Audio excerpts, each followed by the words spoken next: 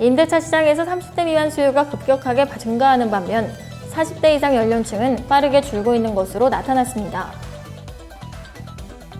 비트코인 거래 가격이 23일 오후 12시 27분 31,772달러까지 하락했다고 CNBC가 보도했습니다. 환경재단은 5월 19일부터 31일까지 숲체험 교육 지원 사업인 그린 시네마 숲과 우리의 참여자를 모집합니다. 한정혜 환경부 장관은 5월 20일부터 이틀에 걸쳐 화상으로 개최되는 주요 7개국 협의체 기후 환경 장관회의에 참석했습니다. 여수해양경찰서는 여수 오동도합 해상에서 선박 급유 작업 중 연료유가 해상에 유출되어 긴급 방제 작업을 펼치고 있다고 23일 밝혔습니다. 자세한 소식은 잠시 후 뉴스에서 전해드리겠습니다. 시청자 여러분 안녕하십니까? SDTV 뉴스 이수정입니다. 임대차 시장에서 30대 미만 수요가 급격하게 증가하는 반면 40대 이상 연령층은 빠르게 줄고 있는 것으로 나타났습니다. 24일 직방이 전국에서 확정일자가 부여된 임차인을 연령별로 분석한 결과에 따르면 올해 1월에서 4월 기준 30세에서 39세가 28.2%로 가장 많은 비율을 차지했습니다. 2018년과 2019년에 30세 미만 연령층의 임차인 비율이 크게 증가했습니다. 확정일자가 부여된 임차인은 2014년에서 2017년까지 173만에서 175만 명 수준이 유지되다가 2018년부터 매해 전년 대비 10만 건 이상씩 증가하면서 지난해 전국 213만 5천 명까지 증가했습니다. 특히 수도권에서 2018년부터 임차인이 매년 5만 명 이상 증가했습니다. 2020년은 10만 명이나 늘었습니다. 2018년부터 임차인 증가는 모든 연령층에서 동일하게 나타났지만 특히 30세 미만이 매년 10% 이상 증가하면서 주도하는 모습을 보였습니다. 함영진 집방 빅데이터 랩장은 다음 달 1일 주택 임대차 거래 신고 의무화가 실시될 예정이지만 이들 계층의 법률적 보호 장치가 더 세밀하게 마련될 필요가 있다고 말했습니다. 비트코인 거래 가격이 23일 오후 12시 27분 31,772달러까지 하락했다고 CNBC가 보도했습니다. 20일 오후 35,891달러였던 비트코인 가격은 불과 이틀 만에 26%로 떨어졌습니다. 특히 지난 4월 6만 5천 달러에 육박했던 비트코인 가격은 불과 한 달 만에 반토막이 나버렸습니다. 최근 비트코인 팔자 행렬이 몰리고 있는 것은 미국과 중국이 연이어 강도 높은 규제를 예고했기 때문으로 풀이됩니다. 중국은 금융기관의 비트코인 관련 서비스를 전면 금지하겠다고 선언했습니다. 미국 역시 1만 달러 이상 거래 때 반드시 신고를 하도록 하면서 비트코인을 활용한 자금 세탁에 대해 강력 대응을 시사했습니다. 여기에다 일론 머스크 테슬라 최고 경영자의 최근 행보도 비트코인 투자자들의 불안 심리를 부추겼습니다.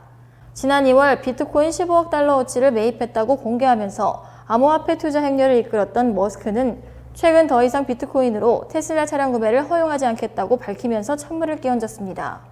비트코인 거래 가격은 중국 규제 조치가 발표된 지난 19일엔 하루 만에 30%가 폭락하면서 3만 달러 선이 위협받기도 했습니다.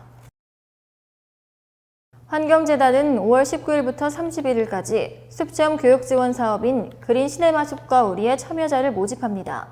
그린 시네마 숲과 우리는 환경 영화 관람 및 우리 주변의 숲과 공원에서의 즐거운 문화예술 활동을 통해 스스로 환경 문제를 인지하고 자연보호에 앞장설 수 있도록 산림청 및 복권기금의 지원을 받아 취약계층 및 청소년에게 제공되는 무료교육 프로그램입니다. 6월 7일부터 7월 3일까지 진행되는 그린 시네마 숲과 우리는 온 오프라인 상영회와 체험 프로그램으로 구성됩니다. 6월 7일부터 27일까지 진행되는 온라인 상영에서는 숲을 주제로 한 단편 환경영화 5편과 장편 환경영화 2편이 상영되며 6월 13일 서울숲에서 진행되는 숲속에서 상영회에서는 장편 환경영화 1편이 상영됩니다. 숲과 관련된 다양한 체험 프로그램도 준비되어 있습니다.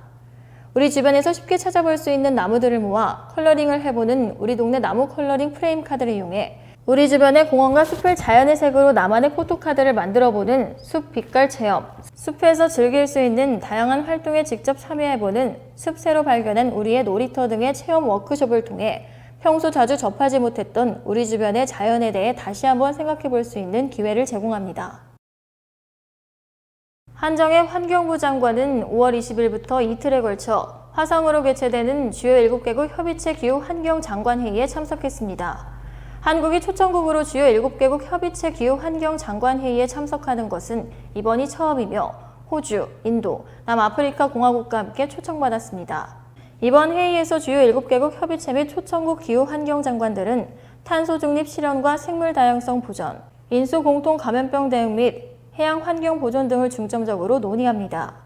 이틀간 논의 이후 탄소 중립과 그에 부합한 단기 목표 설정을 통한 파리 협정 이행, 2030년까지 생물 다양성 손실 회복, 기후 환경 재원 증대에 대한 공동의 의지를 담은 장관 선언문과 기후 행동 선언, 국제 인수 공통 감염병 전문가 공동체, 주요 7개국 협의체 해양 10개년 운영계획 구성문서를 채택합니다.